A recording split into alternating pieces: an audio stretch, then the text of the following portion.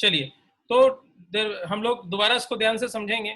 तो हमने जो लास्ट टाइम देखा था आंसर क्या होना चाहिए, तो आंसर सी होगा। क्वाइट ऑब्वियस है, सही है, आंसर सी होना ही चाहिए, जो मैक्सिमम लोगों ने सही बनाया होगा। अब इसके बाद अगला टॉपिक पर आए। जो ये व्हाइट बोर्ड यूज कर रहे हैं काइंडली बंद कीजिए। अगला क्वेश्चन पर आइए। अगला क्वेश्चन पर है हमारे सामने कि ये जो कंडीशंस हैं, आपने अभी भी 3 कंडीशंस पढ़े हैं, तो आप बताएं इसमें से कौन सा कंडीशन सही है या सारे सही हैं। आप अपने कंडीशंस को चूज कीजिए। आपको चूज करना है कि इसमें से कौन सा कंडीशन जो आप देख पा रहे हैं वो सही है या नहीं है। बिल्कुल सही, जिन लोगों ने बनाया है या मैक्सिमम लोगों को बन ही जाना चाहिए, क्योंकि ये बहुत ईजी था, ये उतना मुश्किल नहीं था। आंसर क्या होगा? इसका आंसर ऑल ऑफ दीज होगा, क्योंकि यही 3 कंडीशन तो चाहिए इलेक्ट्रॉन एमिशन के लिए। अब यहां से बहुत इंपॉर्टेंट पार्ट स्टार्ट हो रहा है। एक बार फिर से हम चाहेंगे कि आप लोग इस चीज को, कॉन्सेप्ट को ध्यान दें। अभी तक आप लोग जो पढ़ रहे थे, आप जो है वो आप कॉन्सेप्ट्स पढ़ रहे थे, थ्योरी पढ़ रहे थे। अब समय आ गया है एक्सपेरिमेंट्स का। तो अब हम लोग एक्सपेरिमेंट्स की मदद से ये चीज जानने की कोशिश करेंगे कि फोटो इलेक्ट्रिक इफेक्ट होता कैसे है। तो बहुत इंपॉर्टेंट अगला पोर्शन है, और हम चाहेंगे कि आप ध्यान दें। अगले 2 क्लास तक ये टॉपिक अभी से स्टार्ट होगा, तो 2 क्लास तक चलेगा, और आप बिल्कुल मिस किए बिना ये क्लासेस अटेंड करेंगे, क्योंकि ये भी बहुत ही ज्यादा इंपॉर्टेंट है। आप कंस्ट्रक्शन पढ़ेंगे, वर्किंग पढ़ेंगे एक एक्सपेरिमेंट का, जो अल्टीमेटली आपको प्रूव करेगा कि फोटो इलेक्ट्रिक इफेक्ट होता है। ना सिर्फ ये प्रूव करेगा कि फोटो इलेक्ट्रिक इफेक्ट होता है, उससे जुड़े हुए बहुत सारे आपको जो है प्रॉपर्टीज को भी समझाने में हेल्प करेगा। तो अब हम लोग in short we are going to study experiments which will help to us to understand photoelectric effect and the principles behind it। तो क्या है ये एक्सपेरिमेंट, सामने देखते हैं। सबसे पहले कंस्ट्रक्शन हमारे सामने आ रहा है। तो सबसे पहले हम देख पा रहे हैं कि हर्ट्ज ने एक्सपेरिमेंट सेटअप किया था, और इस एक्सपेरिमेंट में होता क्या है। सबसे पहले एक वैक्यूम ट्यूब लिया गया है। ध्यान से सेटअप को समझेंगे। कंस्ट्रक्शन एग्जाम में कंस्ट्रक्शन अगर आता है तो लिख सकते हैं। एक हम लोग वैक्यूम ट्यूब लेते हैं। उस ट्यूब में ध्यान से देखेंगे, ऊपर में चारों तरफ से ये बंद है। ये ट्यूब वैक्यूम है, यानी कि इसके अंदर हवा नहीं है, और इसके ऊपर चारों तरफ से ये बंद है। सिर्फ यहाँ पर एक छोटा सा विंडो है, तो ये ट्रांसपेरेंट पोर्शन नहीं है, और ये जो हिस्सा है बस छोटा सा विंडो यहाँ है। यानी कि इस पूरे सेटअप में आप ध्यान से देखें, एक ट्यूब है, ये ट्यूब वैक्यूम ट्यूब है। इसके अंदर लाइट सिर्फ एक इस जगह से अंदर जा सकती है।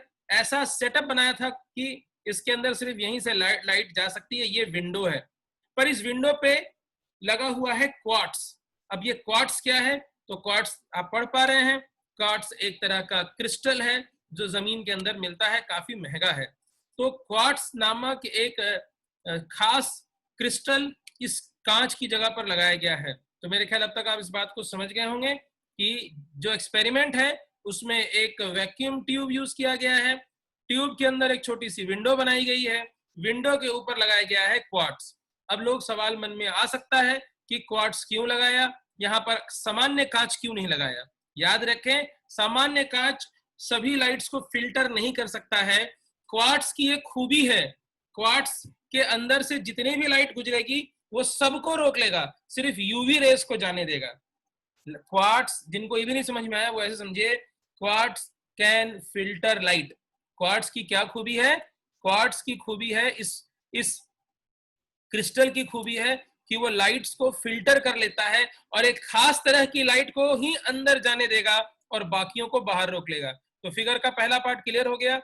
एक वैक्यूम ट्यूब लिया गया है, उसमें एक छोटा सा विंडो बनाया गया है जहां से लाइट अंदर जाएगी, पर लाइट को फिल्टर करना है, सभी लाइट को अंदर नहीं जाने देना है, इसलिए यहाँ पर क्वार्ट्स लगा दिया गया है। आगे देखेंगे। अब आगे यहां से इस तरह से है।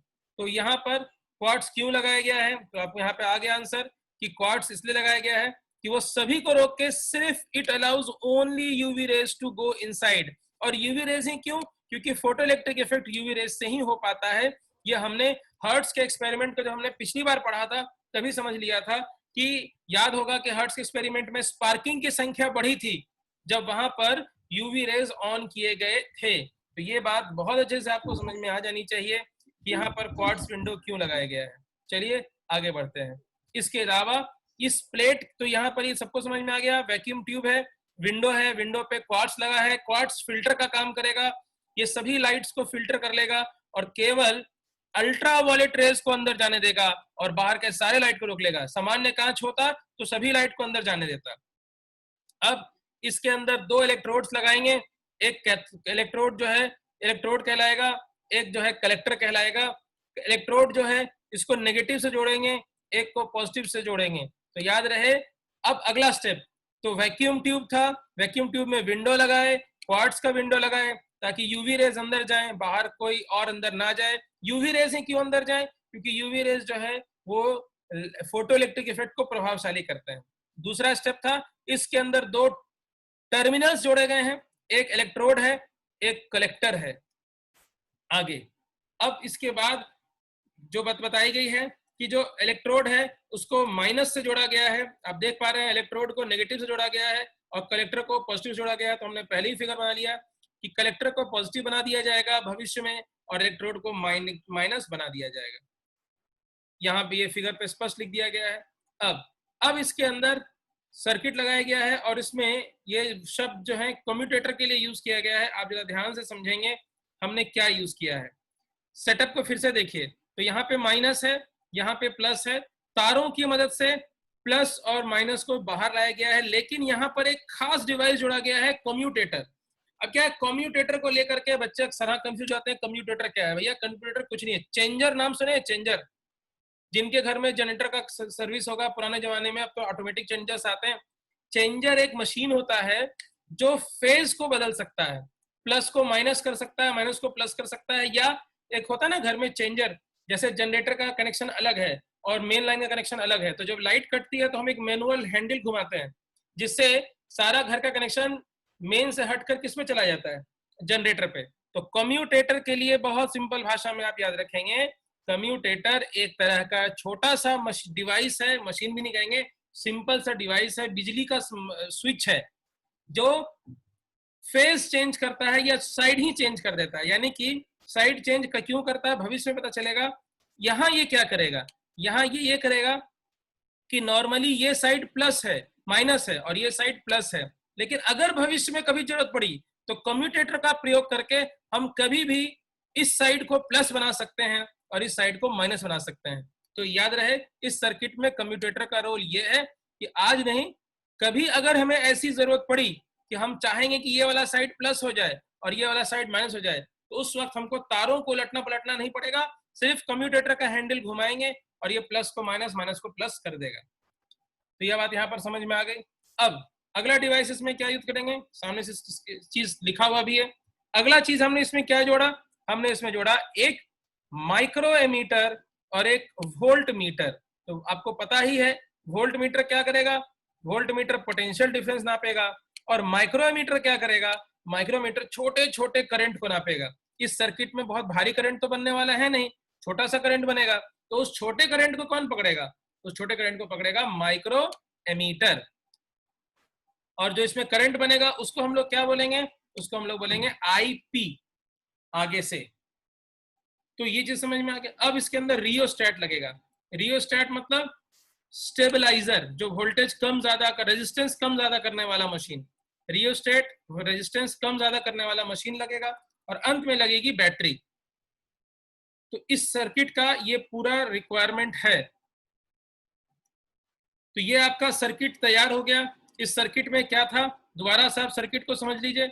ये एक एक ट्यूब है, आपका वैक्यूम ट्यूब है।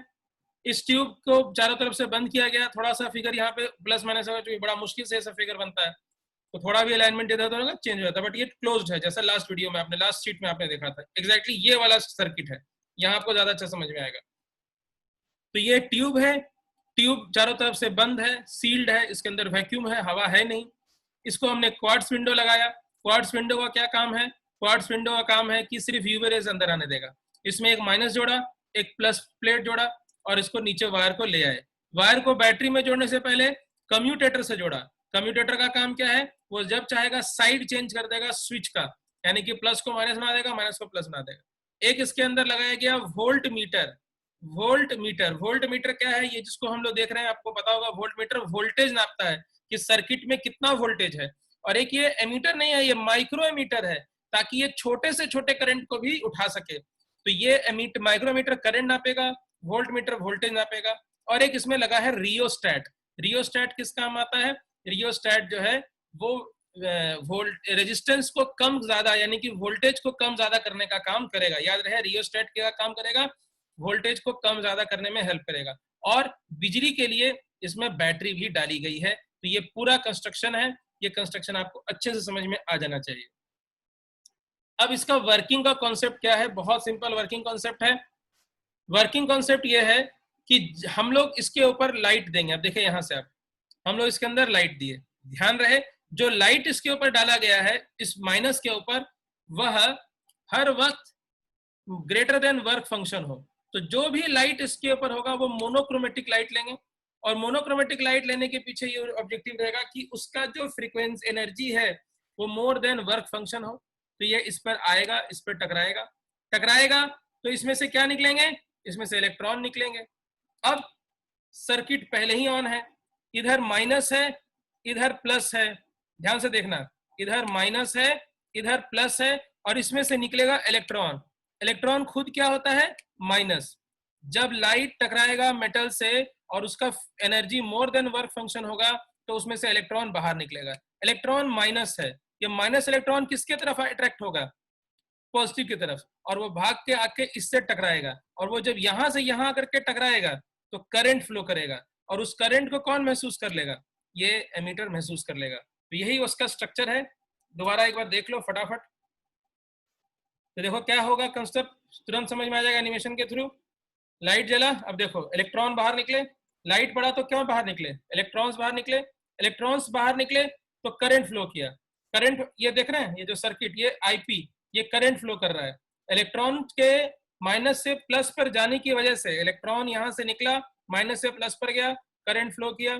करंट जो फ्लो किया उसको हम लोग क्या नाम देंगे? उसको हम लोग नाम दे रहे हैं आईपी, यानी कि फोटो इलेक्ट्रिक करंट। क्या नाम दे रहे हैं? Photo electric current. तो आज यहीं पर हम ब्रेक देंगे। इस चीज को आप लोग को समझना है, थोड़ा ध्यान से समझना है, ताकि आप